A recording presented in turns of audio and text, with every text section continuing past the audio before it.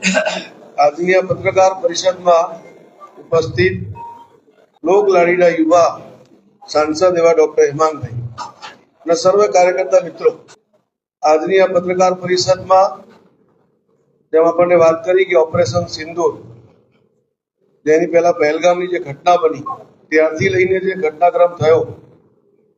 એની સંપૂર્ણ માહિતી દેશના દેશોની અંદર જઈને આપણી ભારતની વાત મૂકવા માટે સાંસદોની એક અલગ અલગ પ્રકારની ટુકડી બનાવીને મોકલવામાં આવી અને ત્યારબાદ આતંકના વિરુદ્ધમાં સમગ્ર દુનિયાને એક કરવા માટે જે ઓલ પાર્ટી ડેલિગેશન નું ચયન થયું, આ ડેલિગેશનની અંદર સમગ્ર ગુજરાત રાજ્યમાંથી મને નહીં પરંતુ વડોદરાને પ્રતિનિધિત્વ મળ્યું છે અને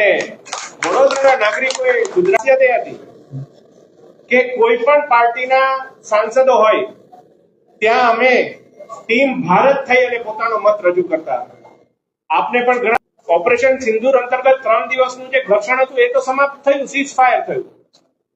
પરંતુ પૂછવામાં આવ્યું હતું પણ એમની વ્યસ્તતાના કારણે તેઓ આવી નતા શક્યા, પરંતુ એમની પાર્ટીએ બીજા નામની વ્યવસ્થા કરી અને એમના સર્વોચ્ચ નેતા લોકસભાની અંદર તૃણમૂલ કોંગ્રેસના સર્વોચ્ચ નેતા એવા અભિષેક બેનર્જીને અમારી સાથે મૂક્યા.